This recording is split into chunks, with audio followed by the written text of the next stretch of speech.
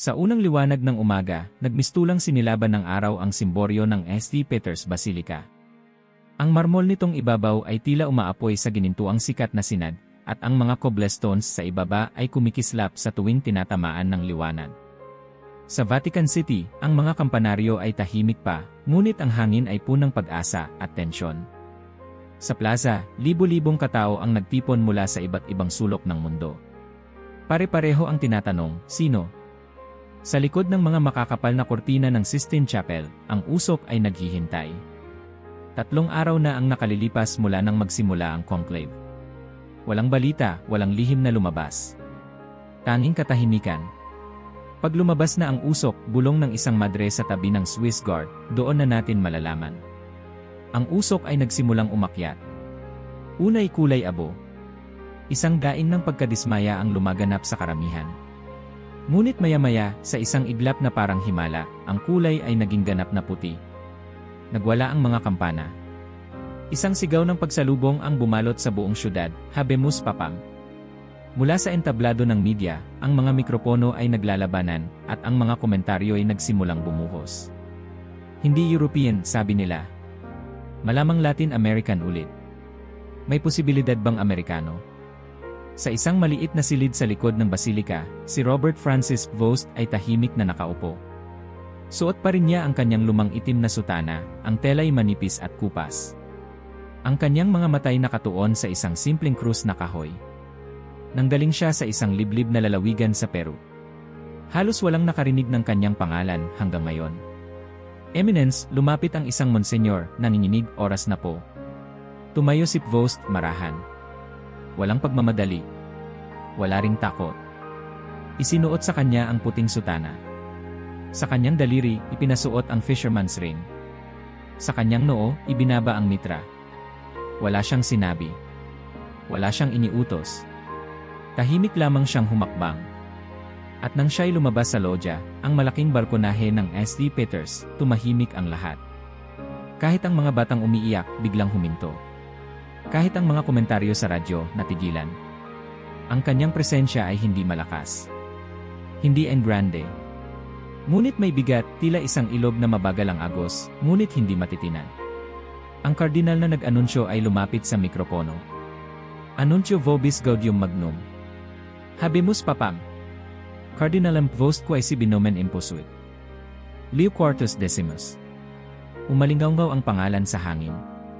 Leo Rosae. Isang Amerikanong misyonero. Ang unang papa mula sa Estados Unidos sa buong kasaysayan ng simbahang Katoliko. Ang unang papa na walang background sa politika ng Roma. Isang misteryo. Nagpalakpakan ng mga tao, nag-iyakan ng ilan, at ang mga bandila ay iwinagayway na parang ito'y araw ng tabumpay. Ngunit sa gitna ng lahat ng iyon, si Leo Rasi ay hindi kumaway. Hindi siya sumigaw. Hindi siya nagtaas ng 2 kamay gaya ng kanyang mga nauna. Sa halip, itinaas niya ang isang kamay, mababa, halos simboliko, at mahinang nagsalita sa mikropono. Peace be still. Napatigil ang mundo. Para bang ang mismong Vatican ay huminga ng malalim. Sa labas ng palasyo, nagtitinginan ang mga komentarista. Iyon lang, tanong ng isa. Walang slogan. Walang pangako. Wala ni isang Latin phrase. Ngunit sa loob ng simbahan, sa gitna ng mga kardinal na nagluklok sa kanya, isa ang bumulong, ang simbahan ay hindi nangangailangan ng isa pang politiko. Kailangan natin ng propeta. Habang bumalik siya sa loob ng basilika, isang tanong ang nagsimulang umikot, sino ba talaga si Leo Rasi? Humahalik ang hamog sa paanan ng mga bundok ng Andes. Sa isang maliit at alikabok na baryo sa Peru, isang lalaking nakasuot ng itim na sutana ang tahimik na nakaupo sa harap ng isang sirang piano sa loob ng kapilyang putik. Si Padre Robert Francis Vost, payat, sunog sa araw, ang mga daliri makakapal sa kalyo mula sa gawaing bukid, ay dahan-dahang tinutugtog ang isang simpleng melodya. Walang nakikinig pero hindi siya tumigil. Hindi ito para sa papuri. Hindi ito para sa misa. Ang musika ay panalangin. At siya'y matagal nang hindi nanalangin sa pamamagitan ng salita. Matagal nang bahagi ng kanyang araw-araw ang katahimikan. Ang baryo'y walang kuryente, walang pader ng semento, at bihira ang pari. Ngunit si Padre Prevost ay nanatili rito ng maraming taon, tumutulong sa mga may sakit, nagtuturo ng pagbasa, nagtatanim ng mais kasama ang mga bata. Sa gabi, habang ang mundo ay natutulog sa ilalim ng malamig na hangin ng kabundukan, siya ay nakikinig. Sa kalangitan, sa puso, sa Diyos. Ang kanyang edukasyon ay hindi galing sa mga prestihiyosong seminaryo. Karamihan sa kanyang kaalaman ay hinango sa mga librong lumang-luma, isiniksik sa backpack noong siya ay binata pa. Mga tomo ng teolohiya, kasaysayan ng simbahan, musika. Lahat ay pinagtiyaga ang basahin sa ilaw ng gasera. Minsan, sinabi sa kanya ng isang matandang madre, ang isang taong hindi hinahanap ang katanyagan, siya ang tunay na karapat-dapat dito. Hindi niya ito sineryoso noon. Ngunit ngayon, sa loob ng maringal na silid ng kanyang bagong tirahan sa Apostolic Palace sa Vatican, habang ang marmol ay malamig sa ilalim ng kanyang sandalyas, si Leo Raciu ay muling naroon, hindi sa katawan, kundi sa alaala. Nakaupo siya sa isang mataas na silya, binabasa ang mga liham ng mga bagong tagapayo. Bawat papel ay may formalidad. Bawat salita ay may inaasahang tugon. Ngunit sa gitna ng lahat ng ito, may isa siyang isinusulat na liham ng sarili niyang panulat. Isang imbitasyon. Isang paanyaya para sa isang gabi ng musika, sining, at panalangin, hindi para sa mga kardinal lamang, kundi para sa buong mundo. Isang pagtatangka na ipagtagpo muli ang kagandahan at pananampalataya. At sa pinakailalim ng sulat, isang pangalan ang maingat na isinulat. Marco Salvetti. Isang pangalan na mabigat, matalim, at punang kasaysayan. Isang henyo ng piano. Isang binatang tinawag na kababalaghan ng Europa. At isa ring walang pag-aalinlangan sa kanyang paghamak sa simbahan. Isang tao na, sa maraming panayam, hayagang tinawag ang pananampalataya na makalumang katang isip. Isang lalaki na minsang nagsabing, ang sining ay simbahan. Ang tunog ay obispo. At ang kamay ng musikero, siya ang tunay na propeta.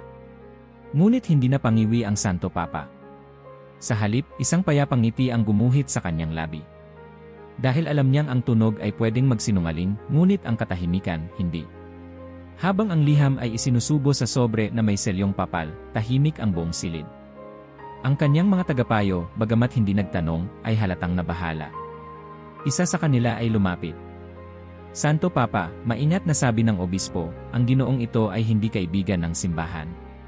Iyan na ang dahilan kung bakit kailangan natin siyang anyayahan, sagot ni Leo Raciu, mahina ngunit matatag. Dahil kung ang kagandahan ay hindi kayang tumawid sa pagitan ng paniniwala at pag-aalinlangan, baka hindi ito kagandahan. Lumipad ang liham patungo sa Roma. At mula roon, sa isang marangyang apartment sa Milan, tinanggap ito ni Salvetti, na may isang kilay na nakataas at isang ngiti na may halong pang-uuyam. Papa, bulong niya, binabasa ang paanyaya. Gusto niyang ako'y tumugtog para sa kanya. Sa gitna ng mga sutana, itinapon niya ang liham sa mesa at humalakhak. Ngunit habang siya ay nakatayo sa harap ng kanyang sariling Steinway sa isang silid ng salaming pader, ang kanyang mga daliri ay gumapang sa mga nota. At sa kanyang isip, isang ideya ang umusbong. Hindi upang tumugtog. Hindi upang magpuri. Kundi upang hamunin. Sa isang penthouse na may tanawin yakap ang Milan sa ilalim ng malamig na liwanag ng hapon, nakatayo si Marco Salvetti sa harap ng kanyang itim na Steinway. Nakabukas ang mga bintana. Ang hangin ay malamig, ngunit hindi niya pansin. Ang mga daliri niya ay gumagalaw sa ibabaw ng mga ivory case na para bang kinakausap ang piano, hindi para sa musika kundi para sa kumpirmasyon ng sarili. Isang himig ang lumabas, teknikal, perpekto, walang damdamin. Sa ibabaw ng piano, nakabukas pa ang liham, isang sulat na may selyo ng Vatican, ang pangalan ng Santo Papa sa pinakailalim, Leo Raciu. Imbitasyon, bulong ni Salvetti, pabirong tono, habang umiinom ng alak mula sa basong kristal. Isang paanyaya upang tumugtog sa tahanan ng dogma.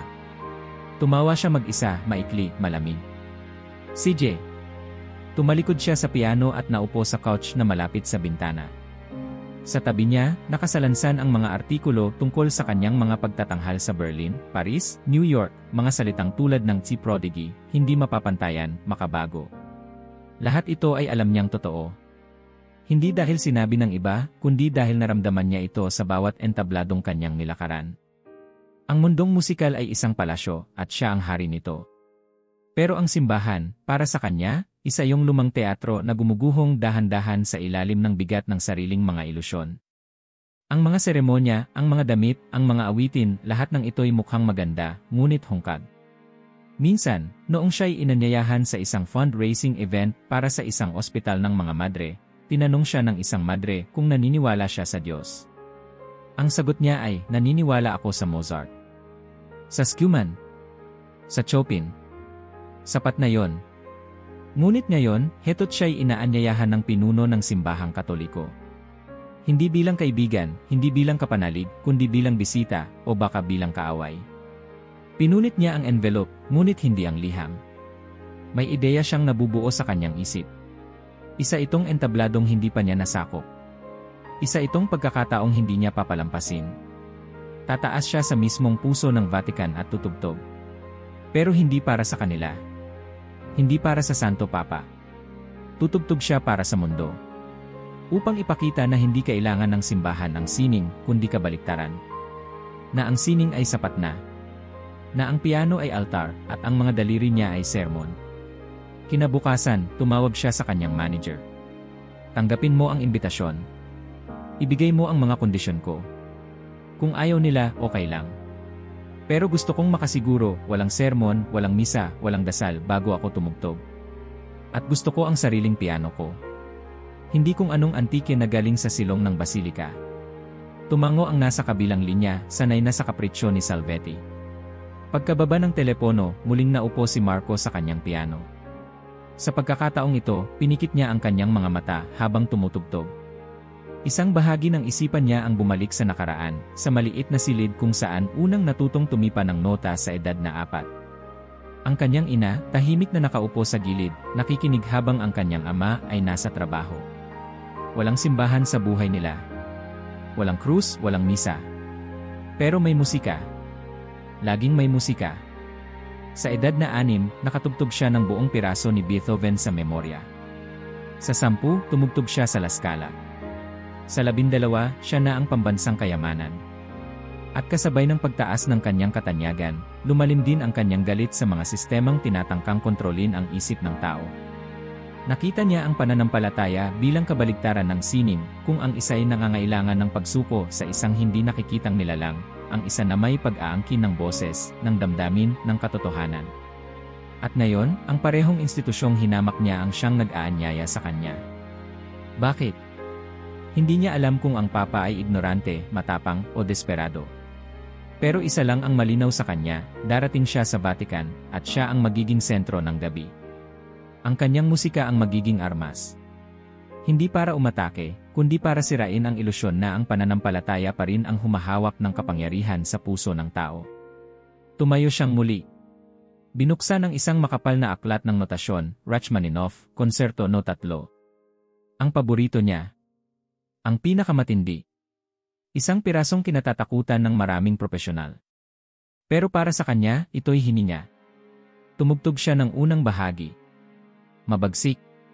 Komplikado. Mapaghamon. Tapos napangiti siya, hindi ng tuwa, kundi ng kumpiyansa. Maghanda ka, Papa Leo, bulong niya, dahil sa gabing iyon ako ang magmimisa. Sa ilalim ng malamlam na liwanag ng mga chandeliers ng Auditorio Paulo Ilay, ang silid ay halos mapunit sa dami ng tensyon na nakakulapol sa ere. Mga kardinal na nakasuot ng malalalim na pula, mga ambasador na nakapustura sa itim, mga mamamahayag na nakadikit sa kanilang mga tablet, at mga musikero mula sa buong Europa, lahat ay nakaupo, tahimik, naghihintay. Ang entablado ay simple ngunit may dignidad. Sa gitna nito, isang grand piano na itim, ang katawan nito'y kumikislap sa ilalim ng mga ilaw na tila bulalakaw sa gabi. Isang Steinway na dinala mula sa Milan mismo, ayon sa kagustuhan ni Marco Salvetti. Walang krus sa likod ng entablado. Walang imahe ng mga santo. Tanging ang musika ang nasa altar ngayong gabi. Tumayo ang Maestro de Ceremonias. Isang lalaki na may tinig na gaya ng orasan, malinaw, eksakto, walang emosyon. Mga ginoo, ginang, at mga kagalang-galang na panauhin si Marco Salvetti. Tumindig si Salvetti mula sa kanyang pwesto sa unahang hilera, suot ang itim na Amerikana na parang kalasag. Walang ngiti. Tanging kumpiyansang hindi kailangan ng pagpapaliwanag. Habang papalapit sa entablado, ilang kamera ang palihim na kumikislap. Hindi niya ito pinansin. Sanay na siya. Ito ang kanyang mundo. Umupo siya sa harap ng piano at tumigil ng ilang segundo. Walang dasal. Walang tango. Ang kanyang mga kamay ay dumapo sa mga ivory keys na parang agila sa ibabaw ng bangin. At pagkatapos, sa isang galaw, nagsimula ang musika. Bumuhos ang una niyang nota gaya ng ulan sa marmol. Ang pirasong pinili niya ay walang sinasabi sa simbahan, ngunit puno ng damdamin, isang malalim na sonata ni Prokofiev na parang bagyong inipon para sa eksaktong sandaling ito. Tumindig ang bawat arpegyo, bumagsak ang bawat crescendo na parang hagupit. Walang tinipid. Walang pinatawad. Ang mga tao'y nakatuon, nakapako, hindi humihinga. Ang mga madre ay nakatungo sa kanilang rosaryo, hindi alam kung anong dasal ang dapat sambitin. Ang mga kardinal ay hindi makatingin sa isa't isa. Ang mga musikero, lalo na sila, ay alam kung ano ang nangyayari. Ito'y hindi basta tugtugan. Ito'y pahayag. Natapos ang huling nota. Isang tunog na tila isinara ang pinto sa likod ng lahat. Tumindig si Salvetti, hindi para yumuko, kundi para humarap sa lahat. Sa kanyang tinig, may lamig na nanunuot, at ngayon, Santo Papa. Hindi ito insulto. Ito'y hamon. Walang nagsalita. Lahat ng mata ay sabay-sabay na lumingon sa kanang bahagi ng entablado, kung saan nakaupo si Papa Leo Rassi sa isang simpleng upuan, hindi na iba sa mga nakapaligid sa kanya. Suot ang puting kasuotan, walang kapa, walang alampay ng ginto. Tila isa lamang sa mga nanonood. Ngunit sa sandaling iyon, tumayo siya. Tahimik. Walang tensyon sa kanyang katawan. Wala ring pagmamadali. Naglakad siya patungong entablado, hindi bilang isa na tinawag, kundi bilang isa na tumugon. Walang kamera ang gumalaw. Walang musikerong tumitig. Lahat ay parang napako sa sahig. Kahit si Salvetti ay hindi nakaalis sa kinatatayuan, ang kanyang mukha ay walang emosyon, ngunit ang kanyang dibdib ay bumilis ang tibok. Pagdating sa piano, hindi agad naupo si Leo Rassi. Tiningnan niya ito muna, marahan, para bang inaabot ang matagal ng kaibigan na muling nasilayan. Inabot niya ang gilid nito, dinama ang kahoy, at saka naupo. Walang maestro de ceremonias ang nag-anunsyo. Walang titulo ng piraso. Walang paliwanag. Itinapat niya ang kanyang mga kamay sa mga susi. Walang ingranding paggalaw, walang dramatikong simula. Isang nota lamang, mahina, marahan, halos hindi marinig. Isang simpleng melodya ang sumunod. Walang istriktong anyo. Wala ring kilalang kompositor. Isang awit na tila galing sa isang kapilyang gawa sa adobe. Isang piraso na hindi hinugot sa konserbatoryo, kundi sa kaluluwa. Ang mga mata ni Salvetti ay hindi makapaniwala. Hindi sa teknika. Hindi sa bilis. Ngunit sa isang bagay na hindi niya mabigyang pangalan. May laman ang bawat nota. May bigat, may luha, may panalangin. Ang mga taong naroroon ay hindi agad nakarehistro kung bakit sila naiyak. Isa-isang nilukob ang katahimikan. Isa-isang lumambot ang kanilang mga mata. At sa pinakahuling nota, walang palakpak. Tumingin si Papa Leo kay Salvetti. Hindi siyang umiti. Hindi rin siya nagsalita. Tumayo siya mula sa bangko, iniwan ang piano na parang altar na hindi na kailangan ng pare. At bumalik siya sa kanyang upuan. Ang piano ay tahimik ng ilang sandali matapos umalis si Papa Leo Rassi mula sa bangko. Ngunit hindi katahimikang walang laman, ito'y katahimikang tila sinusundan ng isang bagyo na hindi dumating o marahil ng isang panalangin na narinig na. Walang kumibo sa buong bulwagan. Ni isang umubo, ni isang umiling, ni isang tumawa. Lahat ay parang hinugot mula sa inday ng mundo at ipinuwesto sa gitna ng isang hiwaga. Si Marco Salvetti ay nanatiling nakatayo sa gilid ng entablado. Ang mga kamay niya ay magaan, hindi nanginginig, ngunit hindi rin kumikilos. Ang kanyang mukha ay hindi nagpapakita ng reaksyon. Wala. Walang pangungutya. Walang galit. Ngunit sa loob may nangyari. Hindi niya alam kung ano ang ginamit ng Papa. Walang kilalang pamagat ang piyesang iyon. Walang signature progression. Walang kadenza na magpapahanga sa sinuman. Ngunit sa bawat pagpindot ng susi, parang may inaalis sa loob ng mga nakikinig. Parang hinuhubaran ang kanilang mga pag-aalinlangan at itinatapat sila sa kung anuman ang totoo, kahit hindi nila ito maipaliwanag. Si Salvetti ay lumingon sa mga nakaupo. Ang mga mukhang dati nakakunot sa konsentrasyon ay ngayon naglalambot, tila naiiyak, o di kaya'y tila may naramdamang hindi kayang itanggi. Ang isang matandang kardinal ay nakapikit na parang nagdarasal. Isang batang estudyanteng musikero sa ikatlong hilera ay nakayuko na parang may narinig na hindi pa niya kailanman natugtog. Tinignan niyang muli ang papa, na ngayon ay nakaupo sa tabi ng entablado, nakayuko, parang wala lang nangyari. Isang matandang lalaki na walang alahas, walang korona, walang mikropono. Ngunit para bang kanina lang, ang kanyang mga daliri ang naging daluyan ng isang bagay na mas matanda pa sa simbahan, mas malalim pa sa doktrina, musika bilang dalangin, hindi palabas. Isang alingaungaw ang naiwan sa silid. Hindi ng tunog kundi ng presensya. Presensya ng hindi maipaliwanag. Presensya ng katapatan. Si Salvetti ay muling tumitig sa piano. Alam niya kung ano ang narinig niya. Hindi ito teknikal. Hindi ito mahirap tugtugin. Ngunit iyon ang problema, hindi niya kayang ulitin yon. Hindi niya kayang likhain ang ganong damdamin nang hindi ginagamit ang kanyang ego. Samantalang ang papa ay tila hindi nagpakitang gilas, at sa halip ay nag-alay. At iyon ang bumangga sa loob ni Salvetti, ang biglaang pagkaalam na ang pagiging henyo ay walang silbi kung hindi ito isinasabuhay. Isang tinig ang bumasag sa katahimikan, hindi mula sa entablado kundi mula sa isang boses na halos hindi marinig sa likod ng silid. Ngunit bakit ako naiyak? Tanong ng isang babae. Walang sumagot. Wala ring tumawa. Wala ring nagtangkang ianalisa ang eksena. Wala nang teorya, wala nang ideolohiya. Tanging ang tanong na yon ang umiikot, bakit? Tumayo ang maestro de ceremonias upang ipagpatuloy ang programa, ngunit walang makakilos.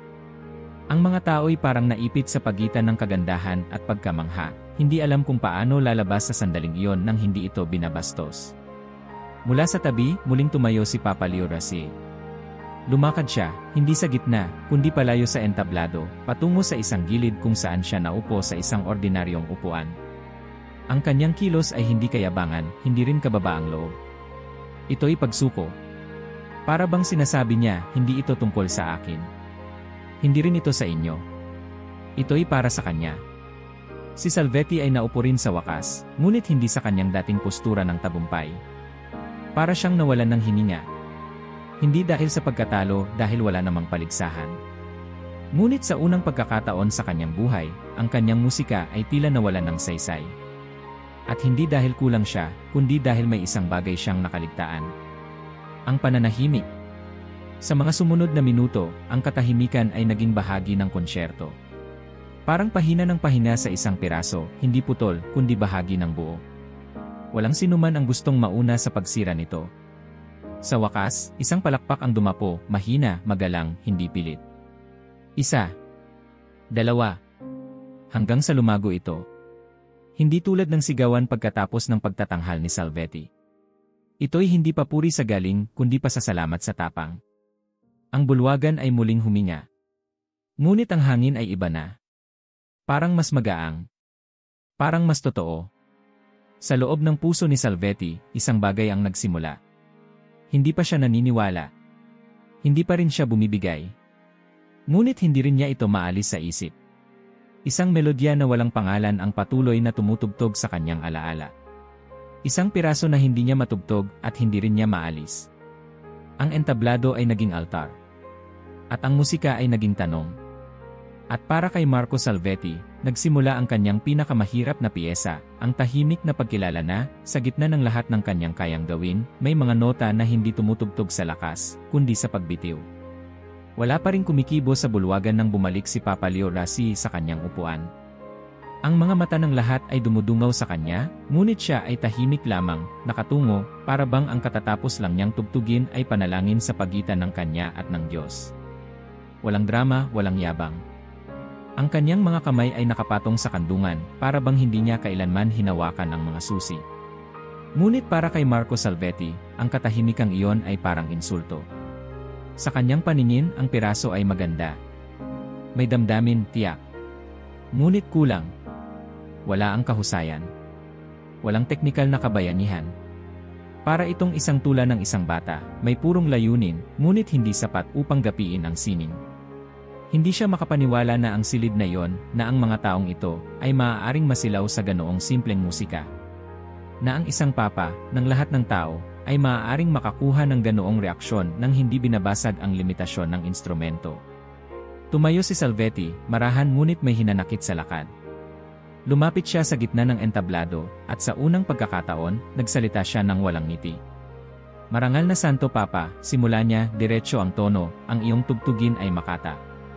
Ngunit ako'y naniniwala na ang sining ay hindi lamang damdamin.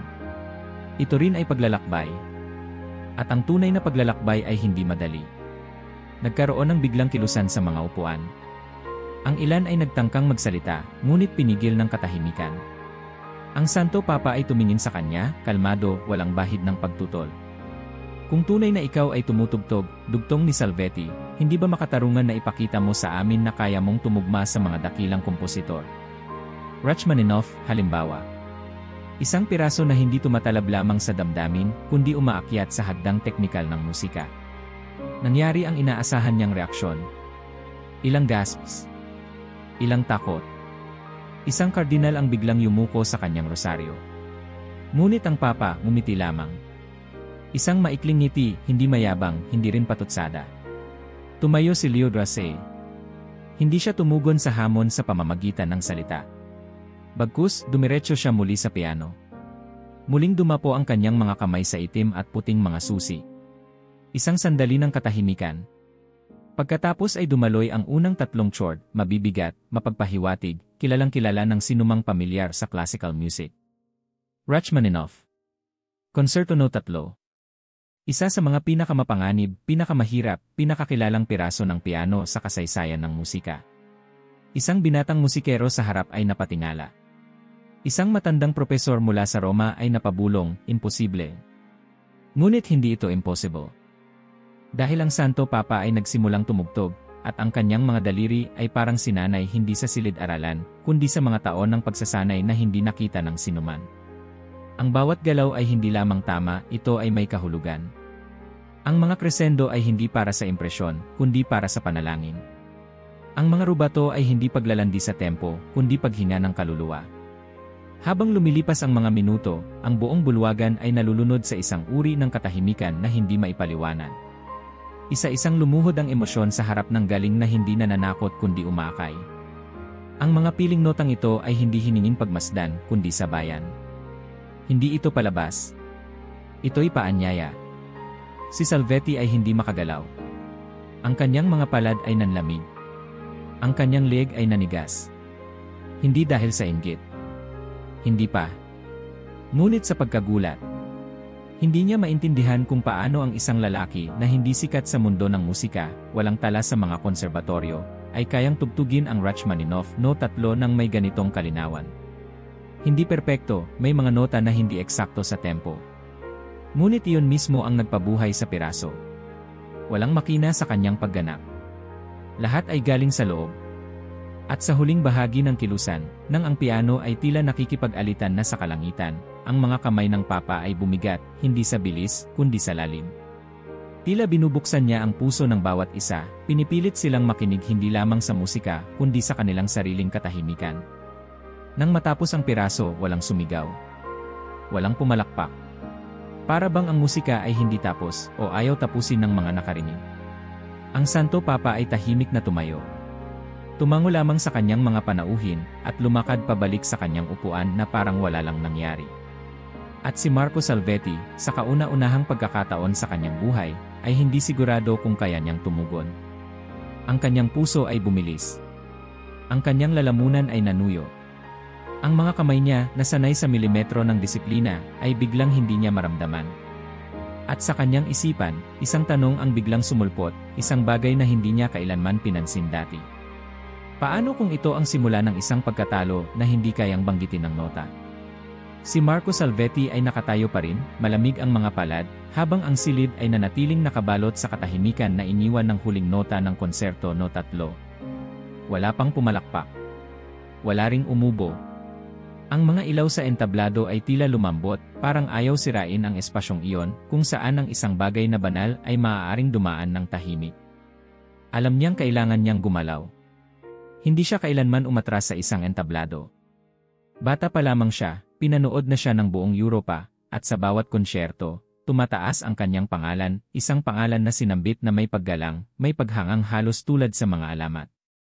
Pero ngayong gabi, sa harap ng isang matandang lalaking hindi kilala ng mundo ng klasikal na musika, naramdaman niyang unti-unting kumikirot ang batok ng kanyang tiwala sa sarili. Umangat ang kanyang mga paa. 1, 2. Tumapak siya sa entablado, mabigat ang hakbang. Sa bawat paglapit sa piano, parang lumiliit ang mundo. Hindi ang piano ang problema, kabisado niya ito. Hindi rin ang piraso. Alam ng katawan niya ang bawat hakbang, bawat paglipat ng daliri. Subalit may bumabagabag sa gitna ng lahat. Pride. Ang bagay na palagi niyang pinanghahawakan. Ngayon, tila ba ito mismo ang hadlang sa kanyang mga kamay. Umupo siya. Mabilis na inayos ang bangko. Inayos ang laylayan ng kanyang Amerikana. Pumikit. At tumipa. Ang unang nota ay tama. Ngunit walang laman. Parang boses ng taong hindi naniniwala sa kanyang sinasabi. Sumunod ang ikalawa. Medyo mabilis. Ika-3, nawala sa tempo. Isang maliit na pagkakamali, halos hindi marinig ng hindi bihasa. Pero siya ang nakarinig. At sa sandaling iyon, ang kanyang loob ay nagsimulang gumuho. Pinilit niyang sumabay. Itinuloy ang daloy ng piraso, umaasang maaabot ang sarili niyang kumpiyansa sa kalagitnaan. Pero dumami ang mali. Maliit na distansya sa pedal. Bahagyang sablay na phrasing. At higit sa lahat, wala ang damdamin. Hindi niya maramdaman ang musika. At dahil dito, walang direksyon ang bawat galaw. Parang boses na nagsasalita ng tula na hindi niya isinulat.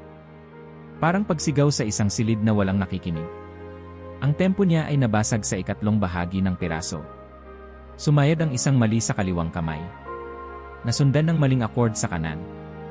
At saka siya huminto, hindi abrupto, kundi dahan-dahan, parang isang bapor na nawalan ng gasolina sa gitna ng dagat.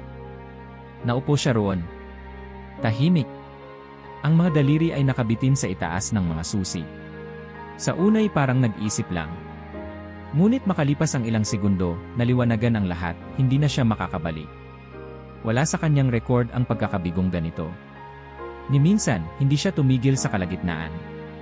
Kahit na masama ang lagay ng katawan, kahit sira ang piano, kahit may gulo sa likod ng entablado, tumutugtog siya, tapos, alis ng taas noo. Pero ngayon wala siyang sagot. Tumayo siya. Marahan. Tulad ng isang batang nagkamali sa unahan ng klase. Humarap siya sa mga nanonood. Ang kanyang mukha ay hindi na sigurado. Wala na ang maskara ng otoridad. Wala na ang pangil ng pagiging maestro. Ang natira na lang ay ang mukha ng isang taong biglang hindi alam kung sino siya. Lumingon siya sa kanan, sa upuan ng Santo Papa. Si Leo Rossi ay nakatingin lang. Walang ngiti, walang anyong tagumpay. Wala ring awa. Tanging pag-unawa. Tumingin si Salvetti sa kanya. At sa tonong halos hindi marinig ng iba, binigkas niya ang salitang hindi pa niya kailanman sinabi sa entablado. Pardon. At sa halip na palakpakan, o bulungan, o pagtutol, ang buong silid ay nanatiling tahimik. Hindi katahimikang malamig. Kundi katahimikang may respeto. Katahimikang nagsasabing, nakita ka namin. At naiintindihan ka namin. Lumakad si Salvetti pababa ng entablado. Walang sumunod. Walang nagpigil. Walang tumawa. Umupo siyang muli sa kanyang pwesto, mabigat, parang ang katawan niya ay walang laman. Hindi niya naiintindihan kung ano ang naramdaman niya. Galit? Hindi. Lungkot? Marahil. Takot? Possible. Ngunit sa ilalim ng lahat ng iyon, may isang bagay na mas malalim. Isang pagkamangha. Isang uri ng kabiguan na hindi humahamak, kundi nagtuturo. At isang pag-unawa na, marahil, ang totoo ay hindi kailangang ipagsigawan para marinig. Hindi lahat ng himala ay nagmumula sa puwersa. Minsan, sa katahimikan sila bumababa. At sa gabing iyon, si Marco Salvetti, ang henyo, ang kritiko, ang alamat, ay naupo sa likod ng silid, hindi bilang hari ng piano, kundi bilang taong tinamaan ng katotohanan. At wala na siyang sinabi. Hindi pa rin gumagalaw si Marco Salvetti mula sa kanyang upuan.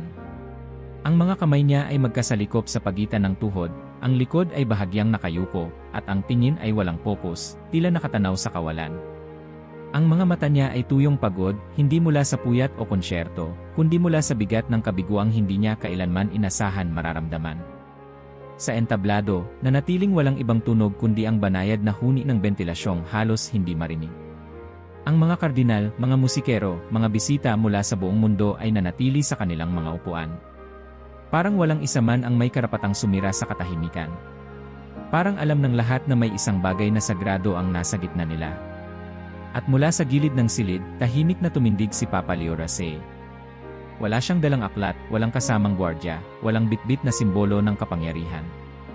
Isang matandang lalaki lang na lumalapit sa isang tao na kailangang lapitan hindi bilang pinuno kundi bilang kapwa.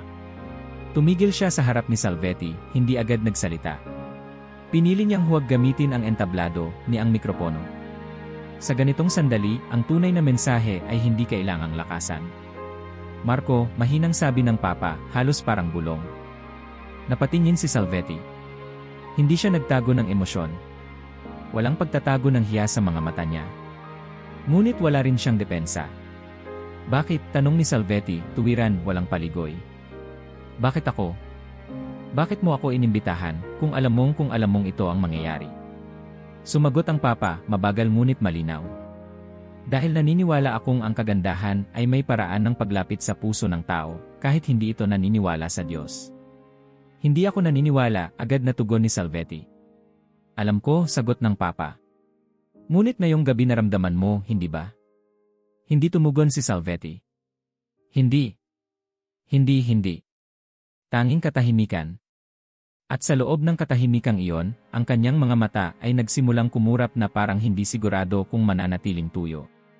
Hindi ito panalo o talo, patuloy ng Papa. Hindi ito kompetisyon. Ang pananampalataya ay hindi paligsahan. Ito ay paglalakad.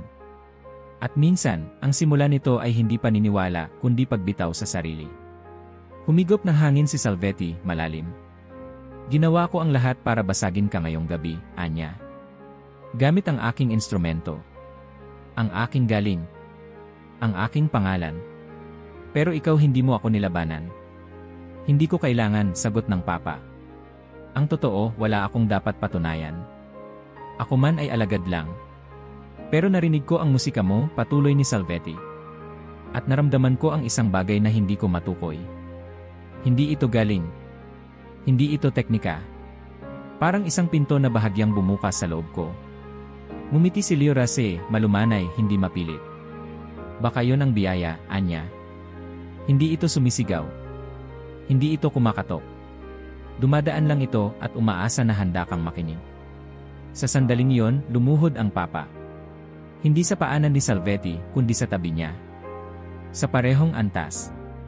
Ang silid ay napuno ng isang uri ng pagkabigla, isang santo Papa, lumuhod. Ngunit walang tumutol. Dahil walang nakita sa kilos niya kundi ang purong anyo ng habag. Hindi mo kailangang maniwala ngayon, sabi ni Leo Rase. Pero kung handa kang aminin na may hindi mo kayang ipaliwanag, doon nagsisimula ang pananampalataya. Tumulo ang unang luha mula sa mata ni Salvetti. Hindi niya ito pinunasan. Hindi niya rin ito itinanggi. Hinayaan niyang dumaloy, parang pagkilala na sa loob ng lahat ng taong nilabanan niya ang doktrina, ang simbahan, ang Diyos, baka ang tunay niyang pinaglabanan ay ang sarili. Hindi ko alam kung anong ibig sabihin ito, sabi niya, halos pabulong. Hindi rin ako, tugon ng Papa. At iyan ang dahilan kung bakit ito totoo. Isang mahinang palakpak ang pumutok mula sa likod ng silid. Isa.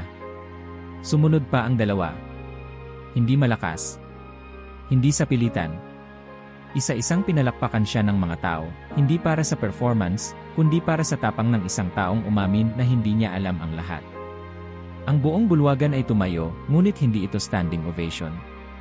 Isa itong pagtindig ng paggalang, hindi para sa musika, kundi para sa sangkatauhan. Para sa isang pagkatalo na naging daan sa pagbubukas. Tumingin si Salvetti sa paligid. Lahat ng taong kilala niya, mga kritiko, mga maestro, mga patron ng sining ay naroon. Pero wala sa kanila ang mahalaga ngayon. Ang mahalaga ay nasa tabi niya. Isang lalaki sa puti. Hindi isang guro. Hindi isang hukom. Isang saksi. Hindi ako tiyak kung maniniwala ako, sabi ni Salvetti, pilit na nakangiti. Pero mayong gabi ayoko nang tumutol. Tumayo ang Papa mula sa kanyang pagkakaluhod. Ipinaling ang kanyang kamay sa balikat ni Salvetti. Sapat na yan, sabi niya. Dahil ang katotohanan ay hindi nasusukat sa sigaw, kundi sa pagpayag na makinig. At muli, walang salita ang sumunod. Tanging musika na wala sa piano, kundi sa puso. Lumipas ang gabi, ngunit ang katahimikan ng konserto ay hindi naiwan sa mga pader ng Auditorio Paulo Lay. Tulad ng alinggaw sa loob ng simboryo, lumabas ito, gumulong, lumaganap, at sinimulang baguhin ang mundo, unti-unti, tahimik, at walang pahintulot. Sa loob ng 24 na oras, ang mga kuha ng pagtatanghal ay kumalat sa mga social media platform, kinuha ng mga news agency, sinalin sa dose-dose ng wika. Mga pamagat ng balita ang nagsulputan, ang Papa at ang Henyo, isang dueto ng kaluluwa, musika sa halip ng doktrina, ang konsyerto ng katahimikan. Hindi ang teknikalidad ng musika ang naging sentro ng usapan, kundi ang hindi masambit na tensyon, ang emosyon, ang pagyuko ng dalawang lalaking pinanday ng magkaibang mundo, at ang hindi nila sinabing mga salita na narinig ng buong mundo. Sa loob ng Vatican, habang ang media ay nagsasaya sa labas ng mga pader, si Papa Leo Rassi ay bumalik sa kanyang tahimik na gawi. Maaga siyang gumising sa araw matapos ang konsyerto, tulad ng dati. Tinahak niya ang kanyang simpleng kapilya, nanalangin sa parehong kahoy na bangko kung saan siya laging nakaupo. Ang kanyang mga tagapayo ay nagtaka sa kanyang katahimikan. Walang pahayag. Walang pagbati. Walang reaksyon. Ang musika ay hindi para sa press release, anya sa isang obispo. Ito'y liham na hindi kailanman kailangang ipadala. Sa loob ng kanyang silid, binuksan niya ang kanyang piano, ang lumang instrumento na ibinaba pa mula sa isang silid sa Fu Cecilia. Hindi ito mamahalin. Hindi ito perpekto. Ngunit sa kanyang mga daliri, naging sapat ito. Sa bawat araw, muli niyang tinutugtog ang parehong piyesang ginamit niya noong gabi ng konsyerto, isang pirasong walang pamagat, walang kinikilalang may akda, isang alaala mula sa isang kapilyang putik sa Peru. At sa bawat ulit ng tugtog, para bang pinapaalalahanan niya ang sarili, hindi ako hari. Isa lamang akong lingkod. Samantala, si Marco Salvetti ay nawala sa mata ng publiko. Sa unang mga linggo, maraming haka-haka. Saan siya? Nasaan ang kanyang opisyal na tugon? Ilalabas ba niya ang bagong interpretasyon ng konsyerto? May babaguhin ba sa karera? Pero ang mga tanong ay tinapatan ng kawalang ingay. Hanggang isang araw, halos 3 buwan pagkatapos ng kaganapan, isang maliit na balita ang lumitaw sa isang lokal na pahayagan sa sulok ng rehiyon ng Toscana. Marco Salvetti, dating concert pianist, nakita sa isang paaralang munisipal na nagtuturo ng musika sa mga bata. Walang interview. Walang press kit. Isang larawan lamang siya, nakayuko, nagtuturo sa isang batang lalaki kung paano tamaan ang unang 3 nota ng scale. May ngiti sa kanyang mukha. Hindi ang ngiting pang-entablado, kundi ngiting tahimik, buo, totoo. Sa loob ng silid-aralan na yon, walang mamahaling piano. Isang lumang upright lamang na nangangailangan ng pagkukumpuni. Ngunit sinabi ng isa sa mga magulang, si Maestro Salvetti ay hindi nagtuturo para sa entablado. Nagtuturo siya para sa kaluluwa ng musika. May mga nagsimulang dumalaw sa kanyang klase, umaasang matunghayan ang pagbabalik ng henyo. Ngunit ang mga umaasa ng tagisan, ng pagpapakitang gilas, ay agad nawalan ng gana. Dahil ang Salvetti na kanilang nakita ay tahimik, mababa ang tono, hindi na sumisigaw sa pagitan ng nota. Wala na ang showman. Ang natira ay ang tunay na tao. Isang beses, tinanong siya ng isang estudyanteng teenager, "Sir, bakit po kayo nagbago?" Sumagot siya, "Dahil minsan, kailangan mong matalo para marinig ang sarili mong puso." At iyon lang. Walang sermon. Walang teorya. Isang katotohanang hinugot mula sa isang gabi sa Roma, sa ilalim ng liwanag ng mga chandelier, habang ang buong mundo ay nakatingin at hindi niya kayang tapusin ang isang piraso. Nang maglaon, sa isang tahimik na tanghali, si Salvetti ay muling tumugtog sa harap ng mga tao. Isang maliit na konsyerto sa gitna ng plaza ng bayan. Walang anunsyo. Walang stage crew. Isang lumang piano, inilapag sa gitna ng liwanag ng araw. Mga taong dumaan ang siyang audience. At ang kanyang tinugtog. Hindi si Prokofiev. Hindi si Rachmaninoff. Kundi ang mismong melodya ng Papa. Ang simpleng awit. Unti-unti niyang sinikap alalahanin ito, ginaya, binuo mula sa alaala. At habang tumutugtog siya, ang mga tao ay napahinto. Hindi dahil sa pangalan niya. Hindi dahil sa husay. Kundi dahil sa damdamin. Wala sa mga nakarinig ang nakakaalam ng kwento sa likod nito. Pero naramdaman nila ang katahimikan sa pagitan ng bawat nota. At sa mundo ngayon, iyon ang tunay na himala. Mula sa Vatican, walang reaksyon. Ngunit si Papa Leo Rassi, nang marinig ang kwento, ay ngumiti lamang. Sa loob ng kanyang selda, tinugtog niya ang parehong piraso. Hindi para sa bayan si Salvetti, kundi para ipagdasal siya. Ang konsyerto, sa huli, ay hindi naging laban ng pananampalataya at katuwiran. Hindi ito naging propaganda ng simbahan. Hindi rin ito naging tagumpay ng sining. Ito'y naging pagkikita ng dalawang kaluluwang matagal nang hindi nakikinig. Ang isa, bihasa sa salita, sa intelektual na karunungan, sa teknikal na perpeksyon. Ang isa, bihasa sa pananahimik, sa dasal, sa paghahanap. At sa gabi ng konsyerto, pareho silang nawasak. At sa parehong gabi pareho rin silang nabuo muli. Hindi alam ng mundo kung paano ito tatawagin. Ngunit ang mga tunay na nakasaksi, hindi kailanman ito nakalimutan. Dahil ang gabi ng konsyerto ay hindi isang pagtatanghal. Ito ay isang pagbabalik. Ng isang henyo. Ng isang pastol. Ng dalawang lalaking, sa loob ng isang pirasong tugtog, ay natutong muling makinig, hindi sa nota, kundi sa katahimikan sa pagitan nito. I like ang video at mag-subscribe sa channel kung nagustuhan mo.